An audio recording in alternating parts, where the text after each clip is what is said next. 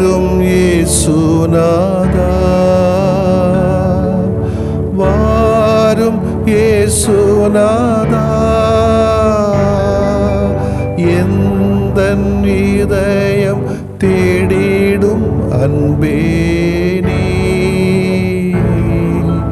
வாரும் இயேசுநாதா, வாரும் இறைவனே, வாரும் இறைவனே,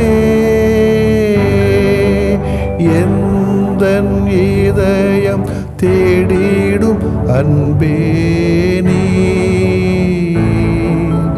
வாரும் இறைவனே, வாரும் இறையாவியே, வாரும் இறையாவியே, எந்தன் இதயம் தேடிடும் அன்பே நீ, வாரும் இறையாவியே.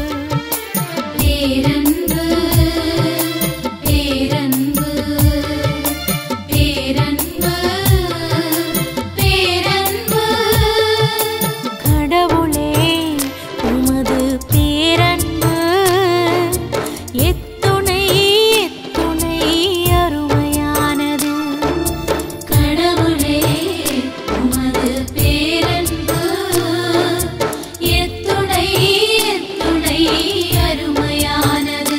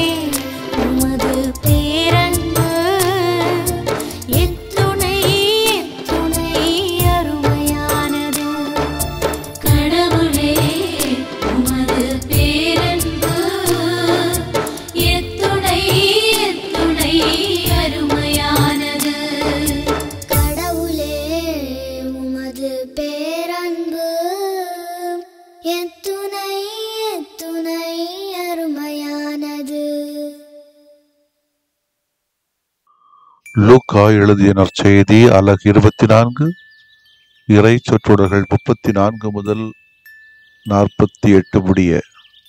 அக்காலத்தில் சீடர்கள் வழியில் நிகழ்ந்தவற்றையும் இயேசு அப்பத்தை பிட்டு கொடுக்கும் போது அவரை கண்டுணர்ந்து கொண்டதையும் அங்கு இருந்தவர்களுக்கு எடுத்துரைத்தார்கள்.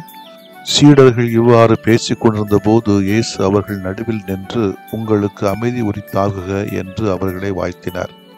அவர்கள் திகிலுற்று அச்சம் நிறைந்தவர்களாய் ஓர் ஆவியை காண்பதாய் நினைத்தார்கள். அதற்கு அவர், நீங்கள் ஏன் கலங்குகிறீர்கள்? ஏன் இவ்வாறு உங்கள் உள்ளத்தில் ஐயம் கொள்கிறீர்கள்? என் கைகளையும் என் கால்களையும் பாருங்கள், நானேதான். என்னை தொட்டு பாருங்கள், எனக்கு எலும்பும் சதையும் இருப்பதை காண்கிறீர்களே, இவை ஆவிக்கு கிடையாதே என்று அவர்களிடம் கூறினார். இப்படி சொல்லி தம் கைகளையும் கால்களையும் அவர்களுக்கு காண்பித்தார். அவர்களோ மகிழ்ச்சி மேலிட்டு நம்ப முடியாதவர்களாய் வியப்புக்கு உள்ளாகியிருந்தார்கள். அப்போது அவர் அவர்களிடம், உண்பதற்கு இங்கே உங்களிடம் ஏதேனும் உண்டா என்று கேட்டார். அவர்கள் வேக வைத்த மீன் துண்டு ஒன்றை அவரிடம் கொடுத்தார்கள். அதை அவர் எடுத்து அவர்கள் முன் அமர்ந்து உண்டார். பின்பு அவர் அவர்களை பார்த்து, மோசேயின் சட்டத்திலும் இறைவாக்கினர் நூல்களிலும் திருப்பாடல்களிலும் என்னை பற்றி எழுதப்பட்டுள்ள அனைத்தும் நிறைவேற வேண்டும் என்று நான் உங்களோடு இருந்த போதே உங்களுக்கு சொல்லியிருந்தேனே என்றார். அப்போது மறைநூலை புரிந்து கொள்ளுமாறு அவருடைய மனக்கண்களை திறந்தார். அவர் அவர்களிடம், மெசியா துன்புற்று இறந்து 3ஆம் நாள் உயிர்த்தெழ வேண்டும் என்றும் பாவ மன்னிப்பு பெற மனமாறுங்கள் என எருசலேம் தொடங்கி அனைத்து நாடுகளிலும் அவருடைய பெயரால் பறைசாற்றப்பட வேண்டும் என்றும் எழுதியுள்ளது. இவற்றுக்கு நீங்கள் சாட்சிகள் என்றார். ஆண்டவரின் அருள்வாக்கு. இறைவா உமக்கு நன்றி. பொறுமையோடு காத்திருத்தல் என்பது கிறிஸ்தவ வாழ்வின் முக்கிய மதிப்பீடுகளில் ஒன்று. அன்புக்கினியவர்களே, இந்த சிந்தனை நமது ஜெப வாழ்வுக்கும் பொருந்தும். சீடர்கள் அதைத்தான் தங்களின் வாழ்வில் செய்கிறார்கள். இயேசு இறந்த பிறகு அவர்களுக்கு என்ன செய்வதென்றே தெரியவில்லை. ஏன்னா நம்ம ஆளை போயிட்டாரே அப்படின்னு கலக்கத்தில் இருக்கிறாங்க. இயேசு இறந்த பிறகு அவர்களுக்கு என்ன செய்வதென்றே தெரியாமல் இந்த சூழல்ல அவர்கள் இயேசுவின் உடனடி இறப்பை எதிர்பார்க்கவும் இல்லை. இயேசு பல வேளைகளிலே அதை சொல்லி இருந்தாலும் கூட எவ்வளவு சீக்கிரம் இயேசு இறப்பார் என்பது அவர்கள் எதிர்பாராத ஒன்று. இயேசுவின் இறப்பிலிருந்து வெளிவருவதற்கு முன்னதாக அவர்களை பயம் ஆட்டி படைக்கிறது. இயேசுவிற்கு பிறகு தங்களின் வாழ்வு என்ன ஆகும் என்கிற கேள்வி மனதை குடைகிறது. இயற்கைதானே. போக்கிடமில்லாமல் ஒரே இடத்தில் அவர்கள் கூடியிருக்கிறார்கள். ஒரே நாளில் தங்களின் வாழ்வு எப்படி ஆகிவிடும் என்று கனவுல கூட நினைக்கல. அந்த அளவுக்கு இயேசுவின் மீது அவர்கள் நம்பிக்கை வைத்திருந்தார்கள்.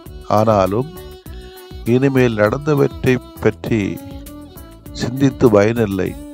இனி நடப்பது நல்லவாக இருக்க வேண்டும். அப்போதுதான் இயேசு அவர்களுக்கு கற்றுக் கொடுத்த பாடங்கள், வாழ்வியல் பாடங்கள் ஒன்றன் பின் ஒன்றாக நினைவுக்கு வருகிறது. கடவுள் மீது நம்பிக்கை வைத்து, நிச்சயம் கடவுள் நமக்கு ஒரு வழியை காட்டுவார், அதுவரை பொறுமையாக இருப்போம் என அவர்கள் தங்கள் அறையில் தங்கியிருக்கிறார்கள். பல வேளைகளில் நமது வாழ்விலும் கூட நடக்கிற நிகழ்வுகளுக்கு பதில் தெரியாத போது, நாம் எதிர்பார்க்காதவை நடக்கிற போது கடவுளின் அருளில் நம்பிக்கை வைக்க அழைக்கப்படுகிறோம். அந்த நம்பிக்கை நமக்கு பதில் கொடுக்கும். அந்த நம்பிக்கை தான் நம்மை வழிநடத்தவும் செய்யும். அகக்கண்கள் திறந்திருந்தாலும் அவர்களின் மனக்கண்கள் மூடியே இருந்தன. இதுவரை ஒருவருக்கும் இருவருக்குமாய் தோன்றி தன்னை வெளிப்படுத்திய ஆண்டவர் இன்றைய இறைவாசகத்திலே சீடர்கள் அனைவரும் குழுமியிருக்க அங்கே தன் உயிர்ப்பின் மாட்சி வெளிப்படுத்துகிறார். அவர் இறப்பினை பற்றி முன்னறிவிக்கின்ற போது புரியாதவை இப்பொழுது மட்டும் என்ன புரியவா போகிறது? இது இயேசுவுக்கு தெரியாமல் இல்லை. ஆனால் இயேசு உயிர்ப்பினை பற்றி அவர்கள் உணர கடும் பாடுபடுகிறார். இந்த சிரமத்தை அவர் இறப்பதற்கு முன்பாக எடுக்கவில்லையே. காரணம் என்ன? இயேசு இறந்து விட்டதால் சீடர்கள் அனைவரும் கலக்கமும் பீதியும் அடைந்திருந்தார்கள். வாழ வேண்டுமா, பணி செய்ய வேண்டுமா, அல்லது யூதாசினை போன்று தற்கொலை செய்து கொள்ள வேண்டுமா, அல்லது பேதுருவை போல அதிகார வர்க்கத்தினருக்கு பயந்து இயேசுவை மறுதளிக்க வேண்டுமா என்றெண்ணி கூனு குறுகி வாழ்ந்து கொண்டிருந்தார்கள். ஆனால் இயேசு உயிர்த்து விட்டார் என ஆங்காங்கே கேள்விப்படுவதை கேட்டு இவர்களின் கலக்கம் குழப்பமாக மாறியது. இது அவர்களுக்கு இன்னும் வேதனை கொடுக்கிறது. இப்படிப்பட்ட சூழ்நிலையில் இயேசு தன் சீடர்களை விட்டுவிட விரும்பவில்லை. அவர் தனது மந்தையில் தொலைந்த ஒரு ஆட்டினை கூட தேடி வருகின்றவர் இல்லையா? ஆனால் இங்கு 100 ஆடுகளுமே தொலைந்து துவண்டு போயல்லவா கிடக்கிறது. அவர்களை தேற்ற, உற்சாகப்படுத்த, கலக்கங்களை, குழப்பங்களை தெளிவுபடுத்த மீண்டும் மீண்டும் முயற்சிக்கிறார். ஆண்டவர் பலவீனங்களை பலமாக மாற்றுகிறார். அவர்களின் கலக்கத்தை கலகலப்பாக மாற்றுகிறார். அவர்களின் அச்சத்தை அஞ்சாமையாக்குகிறார். மகிழ்ச்சியால் அவர்கள் நிரம்புகிறார்கள். நம் ஆண்டவரின் உயிர்ப்பு இத்தகைய மாற்றத்தை நம்மிலும் உருவாக்கட்டும். நாம் உருமாறுவோம். ஆமேன். மன்றாடுவோமாக. இறைவா, நாங்கள் யாவரும் கலக்கமின்றி உம்மை பற்றிக் கொள்ள அருள்தாரும் ஆண்டவரே. ஆமேன்.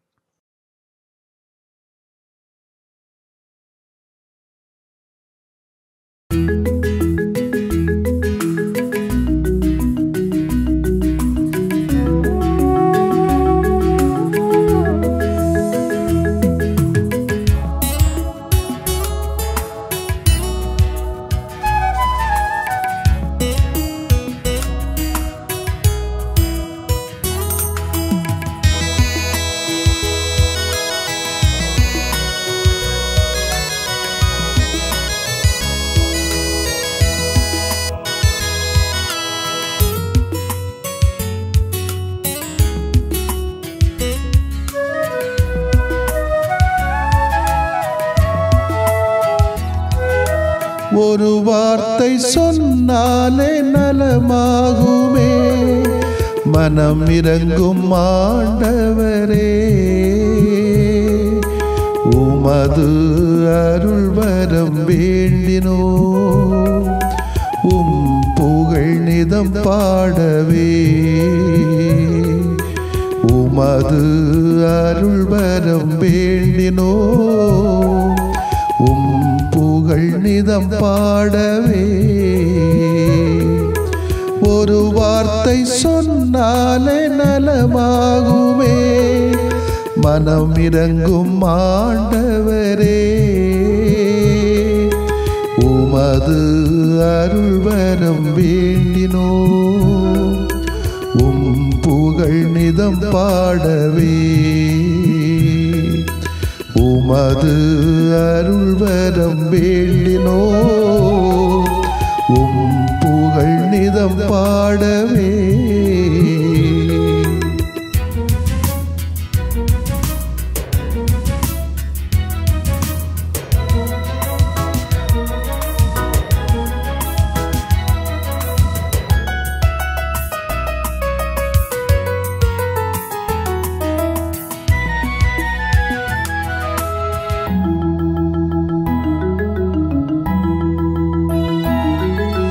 கொடும் நோயின் பிணி நீக்கி நலம் தாருமே, மனம் இறங்கும் ஆண்டவரே. கடன் தொல்லை சுமை நீக்கி உடன் வாருமே, மனம் இறங்கும் ஆண்டவரே. கொடும் நோயின் பிணி நீக்கி நலம் தாருமே, மனம் இறங்கும் ஆண்டவரே. கடன் தொல்லை சுமை நீக்கி உடன் வாருமே, மனம் இறங்கும் ஆண்டவரே. உறவிழந்து போனாலும் மனம் சோர்ந்து போனாலும், உறவிழந்து போனாலும் மனம் சோர்ந்து போனாலும், உடனிருந்து பலம் தாருமே. மனம் இறங்கும், மனம் இறங்கும், மனம் இறங்கும் ஆண்டவரே. ஒரு வார்த்தை சொன்னாலே நலமாகுமே, மனம் இறங்கும் ஆண்டவரே. உமது அருள் வரம் வேண்டினோ, உம் புகழ் நிதம் பாடவே. உமது அருள் வரம் வேண்டினோ, உம் புகழ் நிதம் பாடவே.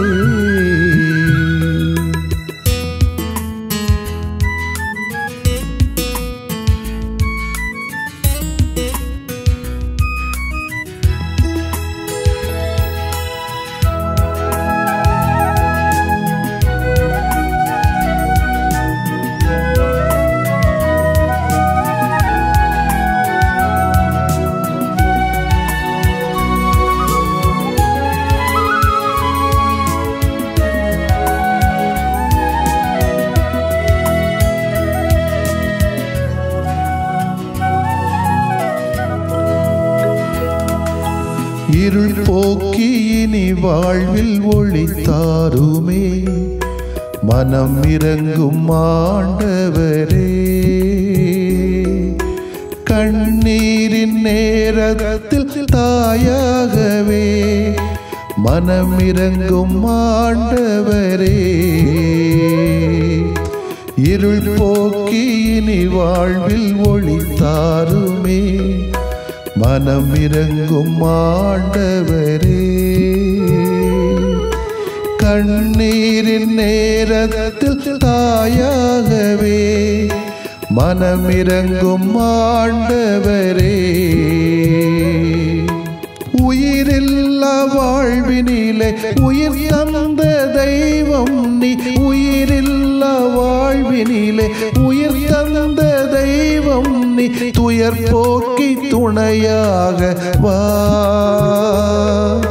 மனம் இறங்கும் மனம் இறங்கும் மனம் இறங்கும் ஆண்டவரே.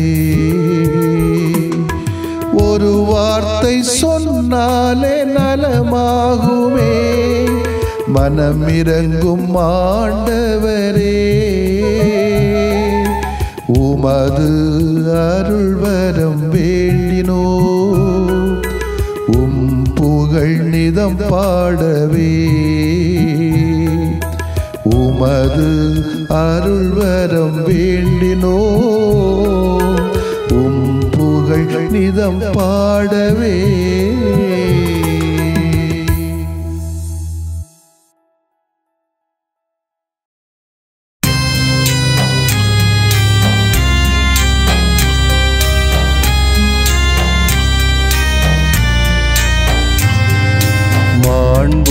மாண்புயரிவருள் அடையாளத்தை தாழ்ந்து பணிந்து ஆராதிப்போ. பழைய நியம முறைகள் அனைத்தும் இனி மறைந்து முடிவு பெறுக. புதிய நியம முறைகள் வருக. புலன்களாலே மனிதன் இதனை அறிய இயலா. குறைகள் நீக்க நம்பிக்கையின் உதவி பெறுக.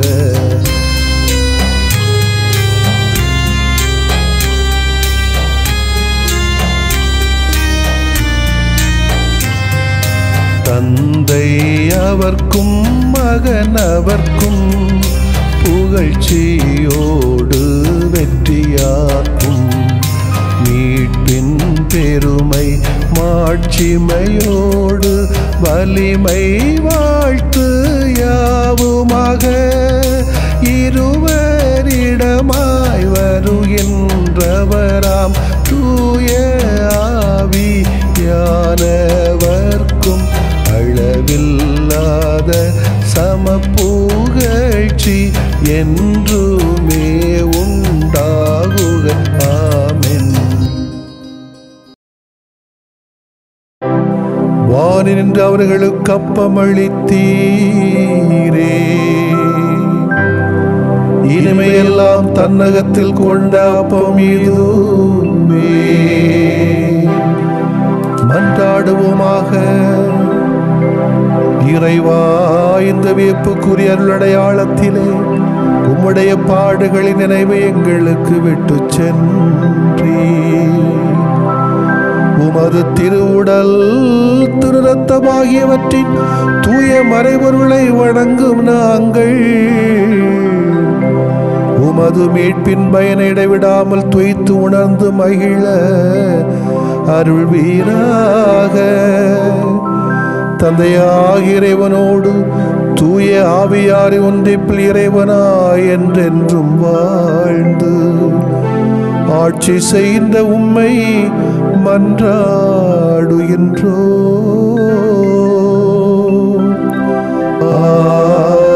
ஆமென்.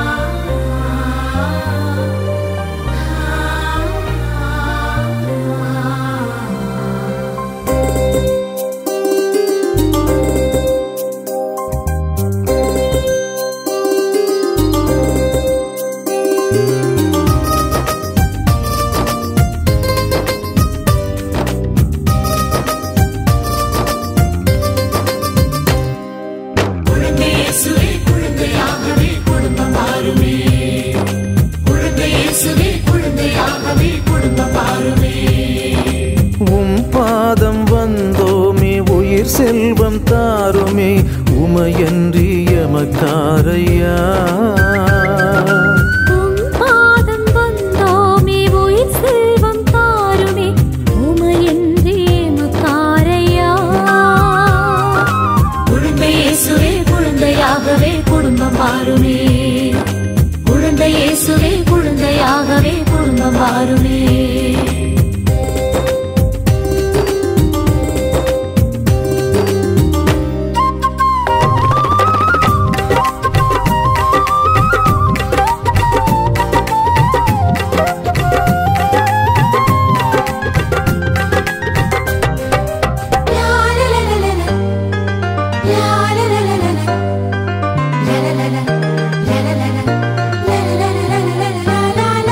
மணவாழ்வு கண்டு பல்லாண்டு சென்றும் மனம் கொஞ்சி மகிழ மழலை இல்லை. மணவாழ்வு கண்டு பல்லாண்டு சென்றும் மனம் கொஞ்சி மகிழ மழலை இல்லை. மடி தர்மம் கேட்டு உன் கோவில் வந்தோம். மடி தர்மம் கேட்டு உன் கோவில் வந்தோம். எம் மன்றாட்டை கேளும் ஐயா. குழந்தை இயேசுவே குழந்தையாகவே குடும்பம் வாருமே. குழந்தை இயேசுவே குழந்தையாகவே குடும்பம் வாருமே.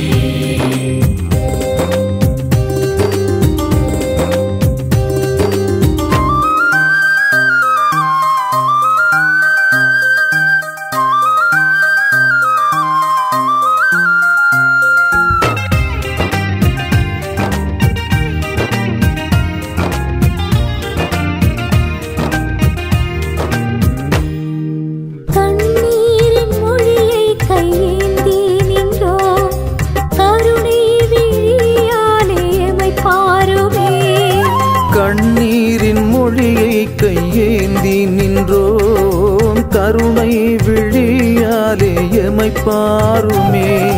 கனிவான குழந்தை முகம் பார்த்தாலே.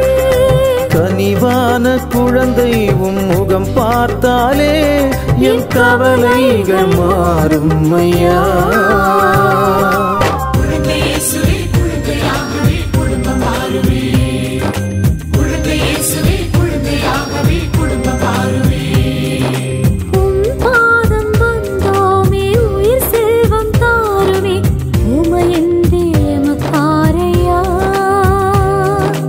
உம் பாதம் வந்தோமே உயிர் செல்வம் தாருமே உமையன்றி எமக்காரையா. குழந்தை இயேசுவே குழந்தையாகவே குடும்பம் வாருமே.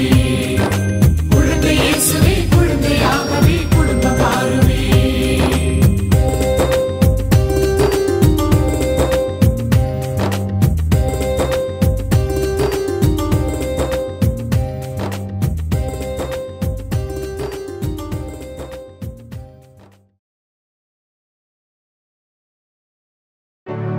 நிலையான புகழுக்குரிய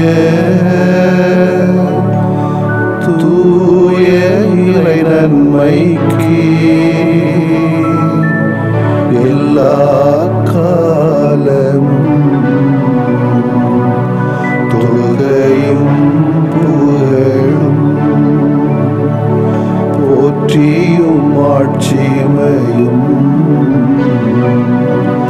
உண்டாக கடவது. போற்றியும் ஆட்சிமையும் உண்டாக கடவது. தந்தை மகன் தூய ஆவியாரின் பெயராலே ஆமென்.